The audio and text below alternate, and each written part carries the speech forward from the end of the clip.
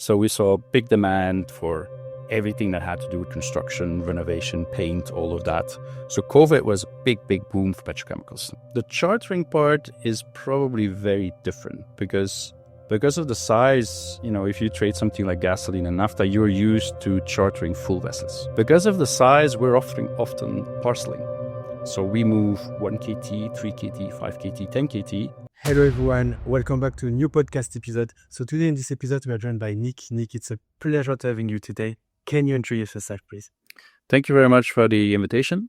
My name is Nick Bastiaansen. I am an aromatics trader. Started my professional career in 2007 at TotalEnergies in the Brussels headquarters at the time. Spent quite a while in the company, 17 years in total. I started in Brussels, moved to Paris, came back from Paris in 2016, wanting to take up a commercial role, and they proposed a trader position in the aromatics team. At the time, I had no clue what trading was. Incoterms were absolutely zero. Started doing that, seemed to be pretty good at that. So continued to do that, moved to Geneva in 2020 to take most of the activity with me, set up the European trading desk there. And then I joined Count Energy Trading in the summer of 24. So I've been trading aromatics about 8-9 years. So as you know, I told you aromatics, I had no idea about this market. Can you introduce it, please? I mean, aromatics basically comes down to BTX. Some would include styrene in there, but it's sort of BTX plus styrene, which are the main parts. So you have benzene, toluene, xylenes, which are being used for a variety of downstream derivatives. Benzene being the main feedstock for styrene production. Styrene going into polystyrene ABS. Toluene and xylenes being solvents for the paint industry, but can also be used for gasoline blending because they have a very fairly high octane rating. So we're basically sort of in between refined products and end user plastics or plastic derivatives, let's say. So we're sort of bridging that gap between oil and consumer plastic goods. I'll describe. What is the purpose of all these commodities? I mean, it can be variable, right? If you take something like paraxylene, for example, paraxylene, which is the feedstock for PTA, which in turn becomes the feedstock of PET.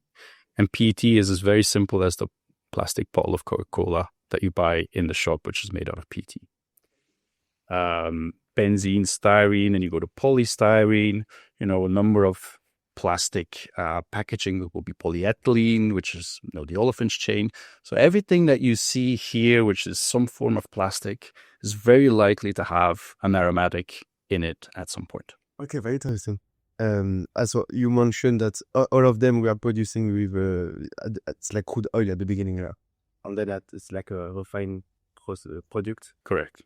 So if you take something like benzene, will either be produced from a steam cracker as a byproduct, or from a refinery. Those would be the main sources. And then you have the extraction of benzene, toluene, xylenes, which are then the main feedstock for styrene and onwards. So it's all pretty much all oil-based. Okay.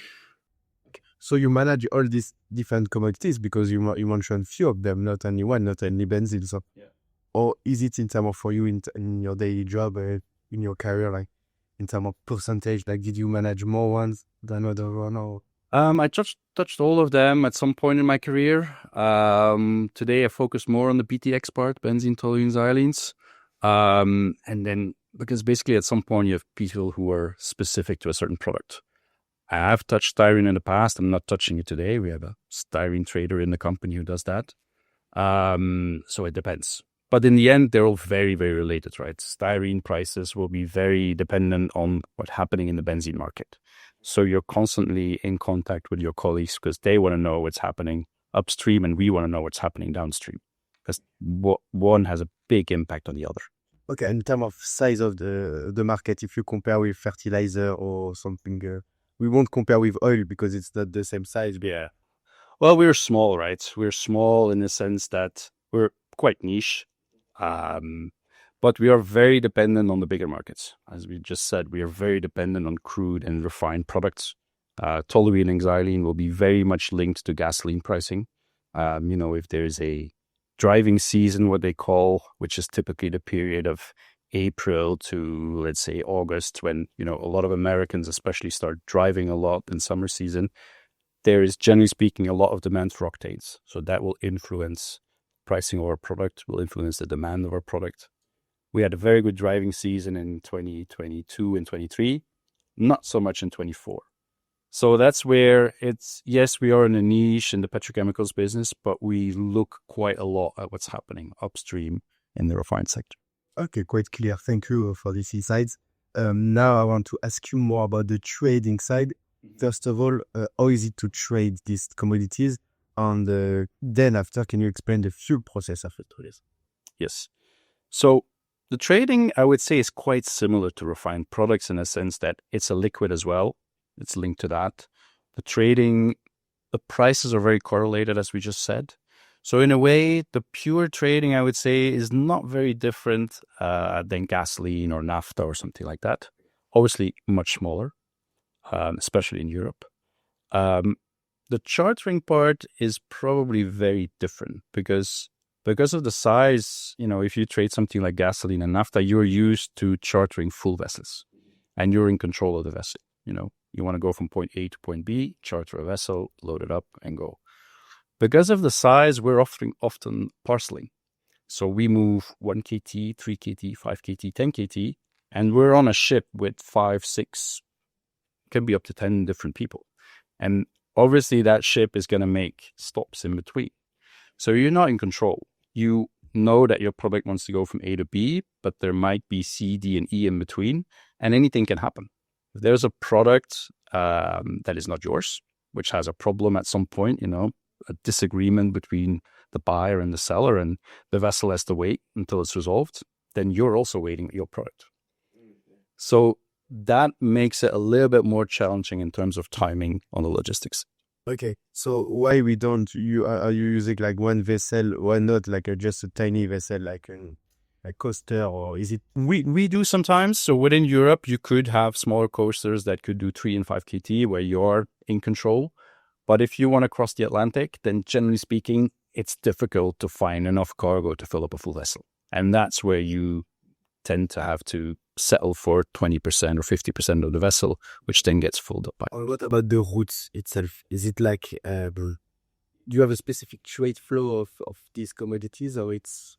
Depends very much on the product. So obviously depends on supply-demand balances, but generally speaking, you take a product like benzene, which is long in Korea, short in the US normally. Today, for example, not so much the case. US is quite long, but generally speaking, the benzene would flow from Korea to the US. Europe technically should be short based on the balances, but given the current state of the economy and especially the petrochemical sector in Europe, quite long. So we swing a bit between long and short. Styrene, for example, completely opposite. Long in the US tends to move more to Europe, and benzene the other way around.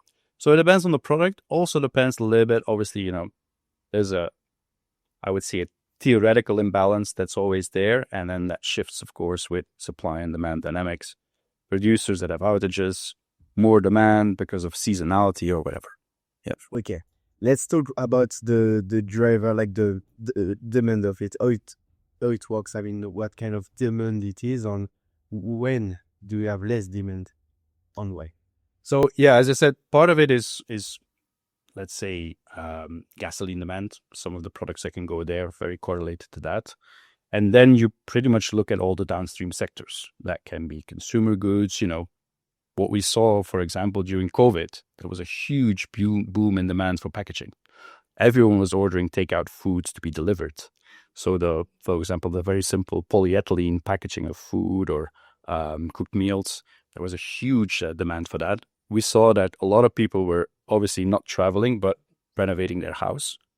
So we saw a big demand for everything that had to do with construction, renovation, paint, all of that. So COVID was a big, big boom for petrochemicals. 2, 3 very good years for demand. We see now all of that coming down. People are traveling again. All the houses have been renovated.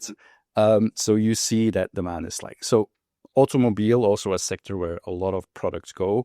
not doing very well in Europe. So it's all a bit linked to those specific sectors and whether they're booming or not, which are driving it. Okay. What is the correlation with crude oil? The correlation with crude oil is obviously there. It depends a bit on which product again. If you would take something like benzene, which is quite close, I would say, to the upstream part, you're going to be very correlated with gasoline and naphtha, which in itself is correlated to crude. If you take something further downstream, like paraxylene or styrene or polystyrene, then you're already a bit farther away. There's obviously going to be a correlation because crude at $80 or crude at $50 is going to move the prices. But styrene, if crude goes up $2 a day, which today is not even an anomaly anymore, styrene prices might not move. Benzene might tend to move a bit more because it's just closer in the chain. Yeah. Okay. I want to ask you questions about some aromatics.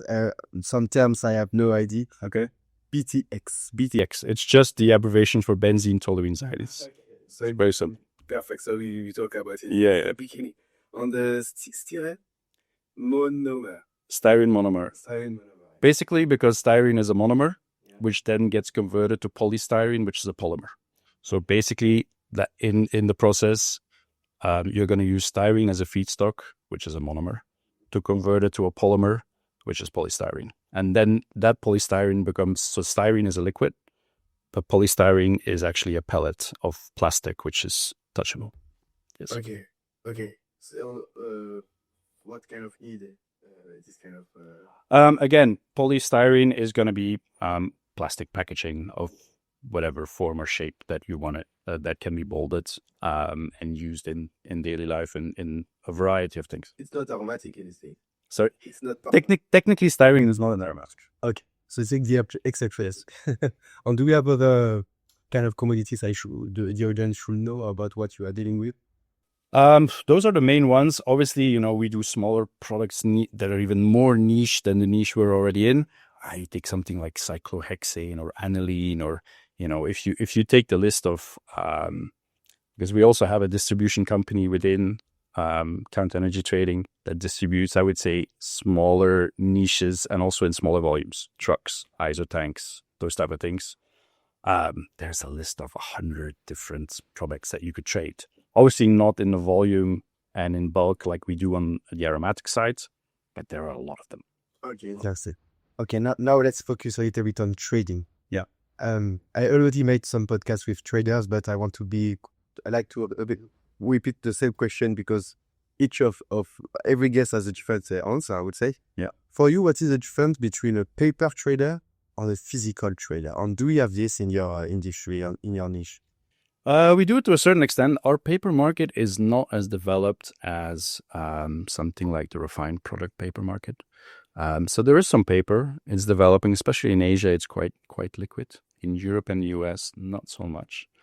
But in essence, paper, you can trade paper from just behind your screen, right? You can technically you can buy something, sell it 5 minutes after, hold it or not.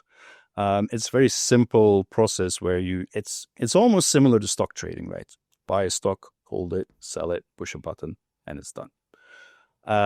The physical side is a lot more complex because yes, you can buy something, but you're going to have to talk price, volume, Incoterms, if you're chartering, lay time, demurrage, quality, credit terms, when are you going to pay me? How are you going to make sure that I get paid? Do you need to open a letter of credit or do I give you open credit?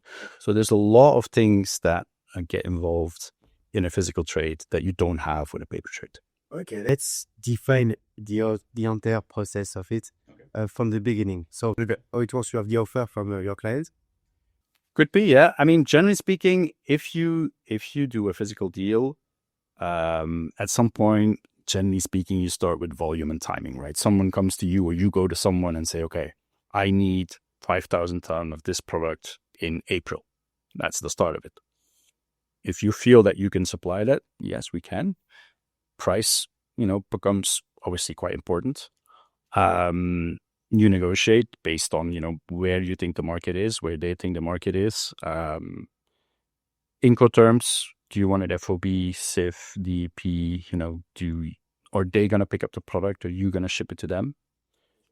quality becomes quite important, especially in petrochemicals, because if you buy crude or gasoline, okay, there's some quality parameters, but they're very large. In petrochemicals, especially on some products, they're quite narrow. So which means that, it becomes a discussion of which quality you want. And if you want very good quality, probably going to have to pay more.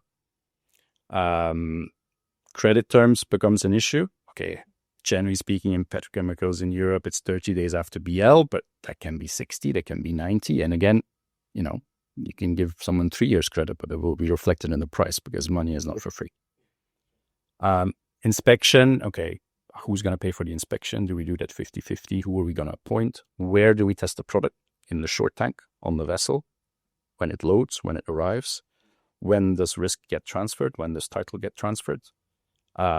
Late time and the merge rates, obviously, when you're shipping, that's something you're going to have to negotiate with ship owner and pass on to the client at some point, saying, look, you have X amount of hours to discharge the product. If you don't discharge it within that time, you're going to have to start paying demurrage, and that demurrage comes at a rate. Yeah. So all of those things become part of the negotiation process of a deal. Okay, so actually the negotiation process, you already cover every terms. That's great. But I want to come back, for example, the quality check, the survey. So what kind of organization, Bureau Veritas, this kind of... the usual ones, indeed, SGS, Bureau Veritas, AmSpec. You have a number of inspection companies that provide that service. Basically, you provide them with the specification that your deal is based on, and they will then go and sample, test the product, and send you the report. Okay, clear. Okay, and then we have, you told us about the letter of credit. Can you elaborate on this guy? A letter of credit is actually simply a guarantee from a bank that says that in case that person X is not paying you, that they will pay you instead. So they guarantee you that payment will be made if the person who was supposed to pay you defaults on that payment. That usually happens when you are dealing with someone that you think is maybe not that creditworthy. Obviously, if you're dealing with major oil companies, Shell, Total, those type of things, these people get open credit because usually they're good for the money, let's say. If you're dealing with a smaller trader, maybe that could be a first-time deal that you've never even heard of. You're saying, look, you look at their financials and you say, not sure. If you open a letter of credit, it's fine because it guarantees that you get paid. And that's basically what's being used to trade with people that you don't feel comfortable having open credit. Okay, interesting. Let's talk about so petrochemicals. So when you source it, do you have this specific supplier? So it works about this because as a trader, you are the intermediate. Yes, we are the intermediate. Yes, there are a number of suppliers that are there, producers that produce that, sell it. You have consumers on the other end that consume it. And in between, you have traders, distributors, different counterparts. For me, a lot of times I get this question from people that, when you get into a room, let's go, what do you do? And you say, I'm a commodity trader. You say, okay, well, what's that? And then when you start explaining, the main question now is, well, why does the consumer not buy directly from the producer? What's your role? And I think our role is that we make product available at a certain time, at a certain place, and at a certain price. So if you have a consumer and a producer, let's imagine the situation where normally they would sell to each other. Something happens, the producer has a problem, plant goes down, the consumer says, what do I do? No, I'm used to just buying from this guy and now he's no longer there. So you can call a trader saying, hey, can you help me out? Sure. What do you need? This price, this location? Yes, we can because, for example, we have storage, we have product in tank. We say, look, we can send it to you. We might have a vessel that's sailing by and it can drop something off. So in essence, we provide a service where, if all the producers would just buy from consumers, as soon as there's a problem, that chain doesn't work anymore. It's broken. So that's where we step in and provide it at a certain time, certain place, and at a certain price. You also have the price risk, right, which some consumers or producers are not ready to take.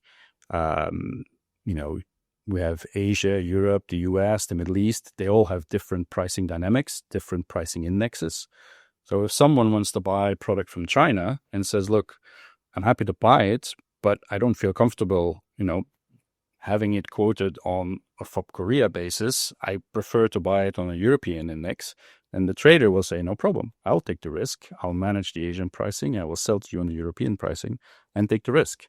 Again, a service that is provided where otherwise it wouldn't work. Okay, it's quite interesting. Actually, it's all intermediate. It's like everyone has the same goal behind. You act as well as a consultant because you need to give advice to guide your clients. Yes.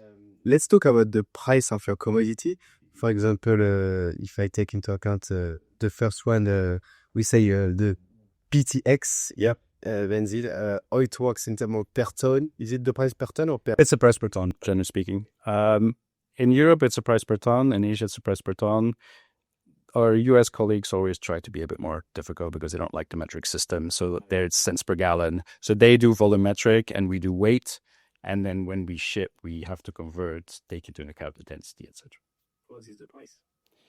The price is what everyone wants to pay for it, right? So that's the other thing that is quite peculiar. There's a lot of flat price, what we call fixed prices in petrochemicals. So today, benzene is probably around $900 per ton. Styrene will probably be around $1,200 per ton. And then that moves, right? You can even express it, as we said earlier, toluene and xylenes, which are very much linked to gasoline. You will express it as gasoline plus a premium. So that, if toluene is 800, it's probably gasoline at 700 plus $100 premium. And then that premium tends to fluctuate in function of demand. There's a lot of demand, that premium will go up. There's not so much, it will go down. Okay, thank you, quite clear. So you told us about the quality, so we need to make some quality check. Yeah. But as well the quality of the products itself when you buy it. Yeah. What kind of things you need to take into account? It depends on the product. But you take something like some of these products, when it gets too cold, they tend to freeze up. So you need to make sure that they're adequately heated, which means that even if you store them in cold places, and it doesn't even need to be the Antarctic, just rot them, it freezes sometimes. So you need to make sure that the product is heated so that it doesn't become problematic. And then you have something like styrene, which is the exact opposite, which you cannot heat too much because heat will actually induce the process of polymerization. So then the styrene starts to polymerize, which becomes a big problem. So some products need to be heated to maintain a minimum temperature. Some products cannot be heated too much because then the problem starts. Yeah.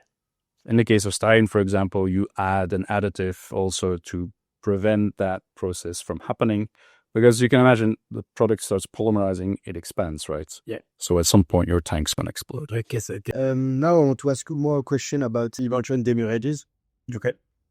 Why is it important? And can you explain illustrate with some real case scenario to understand the concept behind Demurrage, right? Yes. Okay.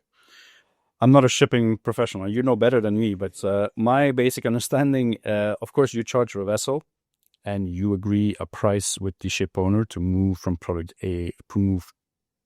from location A to location B. That can be a lump sum or a dollar per ton amount. And obviously that ship owner is going to say, right, I am going to arrive within a certain laycan, between, let's say, the 15th and the 20th of February. Let's assume all goes well and the ship arrives. Obviously, there is only a limited amount of berths available at your terminal where you're loading. So when the ship arrives, it could very well be that all the berths are occupied by other ships. And then your lay time basically starts running because the ship owner says, look, I gave you 36 hours to load. You're on the clock now. So the ship has to wait until the berth frees up.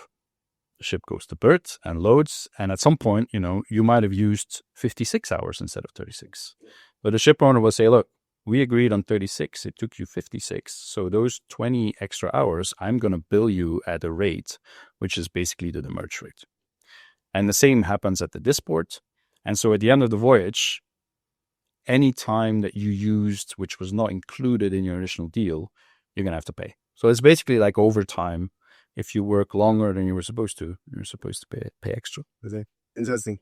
But now I want to ask you, because we know that you are doing more parceling. Yes. So the chance to pay demurrages are quite high because you are dependent of port congestions much more than you are, but in a way, it's also an advantage because you share the demurrage, obviously. So if all of you on the ship are loading at a certain port, then obviously because the ship is waiting, the ship owner cannot collect 5 times the demurrage, right? Because he's only waiting once. Yes. So basically that demurrage amount gets divided by all the people who are supposed to load at that port. And then intermediate ports, where the ship has to wait, where you don't have any business, you obviously don't pay. Thank you. Now I want to ask you about the Incoterms. Is it are you something you deal with? No, we do Incoterms. I mean, obviously, as a trader, it's part of the deal. So, I mean, in essence, it's not that complicated. FOB, CIF, DAP, those 3, and then you have pretty much already, like I would say, 90% covered. There are more exotic ones, which I don't necessarily know all the details of, but a lot of, I would say, 90% of our deals are FOB, CIF, DAP. Those 3. FOB means mainly that the risk and the title is transferred at the load port. CIF means that you are responsible for the transportation as well, which means that the risk and title is still transferred at load, but you agree to deliver the product. And DAP is delivered as well, and there the risk and title transfers at this point. Brokers are obviously involved in all of this. We have product brokers, ship brokers, that would be the main type of brokers. The product brokers obviously give you ranges throughout the day, buy, sell, and give you a call. Do you want to do something? Do you want to buy? Do you want to sell? This guy wants to buy. This guy wants to sell. These numbers. Ship brokers will be used to negotiate everything that's related to a charter party when you charter a vessel. No, and then you start about lay time, demurrage, lay cans, all of those things. So those are the 2 main type of brokers that we use on a daily basis. Okay. So yes, I wanted to ask you the question about the stakeholders, the people you are working with. So you mentioned brokers, but do you have other professionals in this? Yeah, I mean, so the brokers, you will have obviously storage terminals, which we use quite a lot. So we have storage for different products. In Europe, that would be mainly in the area, Antwerp, Rotterdam, Amsterdam, where there's quite a lot of storage capacity. So that we use quite a lot. Inspectors, as you mentioned, which we use to inspect the quality of the product. Obviously, banks who are financing the trades that we do. So that is quite important. I would say those are the main ones. Okay, this finance stuff is quite interesting because, of course, commodities can be very expensive. You need to have some loan to get it. How it works, this kind of trading finance world? It's not my specialty because we have a treasury department who deals with that. But in essence, yeah, it's basically you have a certain amount of credit lines with different banks available to trade. And you use them to finance that because obviously, as you say, a product at $1,000 a ton, if you move a 10 KT cargo, that becomes 10 million, then that easily adds up. I'm doing 10 KT, that guy is doing 10, that guy is doing 5. You start, adding quite a lot of money at some point. That's right. Okay, interesting. I want to, can you describe one day in your life? I mean, every day is different, of course, but I mean, the big picture, how it looks like. Yeah, you can. I mean, basically, you usually start a day with reading some reports. I mean, you subscribe to Argus, Platts, all those analyst reports. Try to read up on the market, macro, especially now with Donald Trump being there. Becomes quite important, even more important. Start to have an idea of what's happening on crude oil, on gasoline, on your products in the different regions. Generally, in the morning, you spend quite a bit of time doing that. Obviously, the brokers will start calling you at some point saying, look, I have this guy who's bidding that. Can you offer? So you start to, while you're still reading that, you start getting calls from brokers. You have to start thinking, okay, what do I want to do? Obviously, usually you have a position on, whether it's short or long something. So the market starts moving. So you're thinking, okay, this is dropping and I'm actually long. That's not good. Why is that? You start calling a couple of people saying, what's happening? Did I miss something? You start questioning yourself. The next phone call is your operator who said, hey, we had a vessel that was supposed to load. The product is off spec. The client's not happy. Okay, let me deal with it. So during the day, a lot of things start piling up. Some days it's a bit quieter than others, but usually you're multitasking quite a lot. You mentioned the operators. Yes. Are you working a lot with them, I imagine? Yeah, so basically we have an operations department that's in charge of operating the deal. So the trader does the deal, puts it in the system, and then from that point on, it basically becomes the operator's responsibility. He will be in touch with the operator on the other side of the deal, and they will start exchanging information. Okay, this is the vessel. He will nominate the vessel to them saying, look, we're going to pick up the product with this vessel at that time. We're going to appoint this inspector. Please open the letter of credit, give me a copy. So they will operate, I would say, all the practicalities of the deal. And obviously, if everything goes smooth, then I don't hear about it anymore. But if there's a problem, then usually we'll come back and saying, look, I'm having a problem here. I can't solve it. Can you talk to the trader? So that's, they're quite important. Yeah. No. Having a good operator is key to running a good trading book. Okay, interesting. Now let's talk about for career advices. Like, if someone wants to become a trader, what can you say? What do you want to say? I will maybe give you the cliche answer of don't do it just for the money, but because obviously people have this idea, oh yeah, traders, they make so much money, which is true for some traders, probably not for everyone. But if you don't like it, you can be paid any amount of money you want. You're not going to stay in this business. Because as I just said, I just gave you a small idea of the day. It's like that every single day. It's not like you can lay back for 2 hours and, do whatever. It's problem after problem, deal after deal. And then you basically have to go out and find business as well. You cannot just wait. It doesn't come to you naturally. So it gives you quite a lot of stress. I think especially in the beginning when you start out, you're going to have nights where you wake up at 2 o'clock in the morning and think, oh shit, that problem, how am I going to solve it? So it's a stressful job. So I think you have to like it in order to be able to endure it. To get into the industry, I would say the best options are either start in the operations or as an analyst or something like that on a desk. If that's a job you can land, I think you're already very, very far, because most people who want to be already, they don't get to that stage. So if you get to be an operator, if you get to be an analyst and sit close to the trader, I would say that's already half the job done. And then you just need to be good at what you do. And then, at some point, someone's going to give you a shot. That's the... why petrochemical? If someone hesitates and say why you should join or should join... I think what's nice about our industry is that it's still a little bit opaque. It's not that transparent. So if you trade a product like crude oil, the price, the ticker moves every half a second, right? So everyone knows instantly around the world what crude is worth there. We don't have that in petrochemicals. It's still a bit voice brokering. It's like, something happens. It's not in the headlines necessarily. So there's still, I would say, opportunities there that you don't see in markets that have really grown, developed into very, very liquid, very transparent markets. I would say we're probably a bit behind that, probably get there at some point, but it provides you with sometimes good opportunities that would not be there in a very transparent market. Okay.